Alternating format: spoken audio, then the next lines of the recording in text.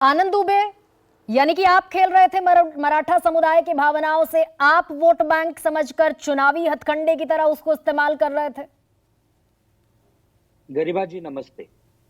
बहुत ही चतुराई से भारतीय जनता पार्टी और एकनाथ शिंदे की पार्टी के प्रवक्ता देश की जनता और राज्य की जनता को गुमराह करना चाहते हैं।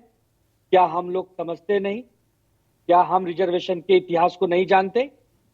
ठीक है, उद्धव ठाकरे जी पर आप आरोप लगा रहे हैं कि वो घर से नहीं निकलते थे। उस विषय को एक मिनट के लिए साइड में रखते हैं। आप तो घर से निकलते हैं ना? कितना मिनट लगेगा? 40 दिन पहले मुख्यमंत्री जी जालना में जाते हैं, मनोज जरांगे पाटिल को कहते हैं कि 40 दिन में आश्वासन दूंगा। एक आनंद फानन में कमेटी का गठन करते हैं। कमेटी कहती है कि भैया अभी 2-3 महीने और लगेंगे। बात के लिए भाई सिंपल सी मांग की है। मनोज जरांगे पाटिल की मांग बड़ी साधारण सी है कि जो मराठा हैं उनको कुनबियों का सर्टिफिकेट दिया जाए ताकि वो कुनबी बनकर ओबीसी में जो 27% का आरक्षण उन्हें मिल जाए। पहली बात। दूसरी बात, यदि आपको शंका है कि ओबीसी के लोग जो पहले से आरक्षण ले रहे हैं उन्हें परेशानी होगी, तो सुप्रीम कोर्ट का जो 50% का दायरा सीमित है उसे बढ़वाइए। उसके लिए कुछ नहीं करना है, साधारण सा अध्यादेश लाना है। सुप्रीम कोर्ट के निर्णय के खिलाफ दिल्ली वाले मामले पर राज्यसभा लोकसभा में अध्यादेश आ सकता है, लेकिन हमारे मराठा भाई बहनों के लिए अध्यादेश नहीं आ सकता। इच्छा शक्ति की कमी है। यह लोग गुमराह कर रहे हैं।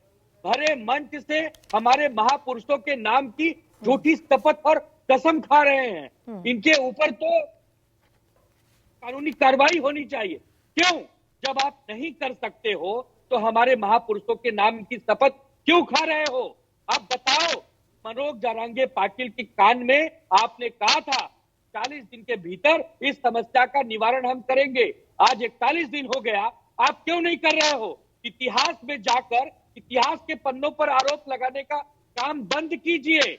हमारे उद्धव ठाकरे साहब घर से निकले कि नहीं निकले, लेकिन कोरोना में बेस्ट मुख्यमंत्री का अवार्ड उन्हें मिला। WHO से पीएमओ तक ने उनकी सराहना की। आप कैसे आरोप लगा सकते हो? अच्छा आनंद दुबे, क्या एक बात का जवाब आनंद दुबे दे सकते हैं? आरक्षण की व्यवस्था तो, आ रही हूं राम कदम जी, आरक्षण की व्यवस्था तो दलितों के लिए, वंचितों के लिए, शोषितों के लिए हुई थी। मराठा समुदाय तो महाराष्ट्र का बड़ा ताकतवर समुदाय है। 20 मुख्यमंत्रियों में से 12 मुख्यमंत्री मराठा समुदाय के हैं। कैबिनेट में जो हिस्सेदारी है वो देख लीजिए। गरिमा जी, आपको जमीनी हकीकत आकर देखना पड़ेगा। आपके रिपोर्टर महाराष्ट्र में रहते हैं, आप उनसे पूछिए। सभी मराठा या सभी स्वर्ण के लोग ताकतवर नहीं हैं। कुछ लोग जरूर हैं, लेकिन बहुत बड़ी संख्या। नहीं तो सत्ता तो आपने चलाई। आप ओबीसी की उस लिस्ट को सर्वे कराते? क्या आपने कभी वो सर्वे कराया कि ओबीसी लिस्ट के कौन से लोग मजबूत हो गए जिन्हें बाहर किया जाना चाहिए, फायदा ले लिया जिन्होंने आरक्षण का, और कई और जातियां जिन्हें नहीं मिला उन्हें अकोमोडेट करते? That's what you didn't do. आज का विषय उस विषय से तो जुड़ा नहीं है। आज का विषय जुड़ा है कि पिछले सरकारों ने मराठा आरक्षण पर उदासीनता क्यों दिखाई। तो अब की सरकार, अगर आज शरद पवार साहब पर कोई प्रश्न चिन्ह लगा रहा है तो लोग मोदी साहब और देवेंद्र जी पे प्रश्न चिन्ह नहीं लगाएंगे? क्या आप देश के बाहर के हैं? आप देश के ही लोग हैं ना। अगर पिछले कुछ लोगों ने उस आरक्षण को नहीं दे पाए तो क्या आप भी नहीं देंगे?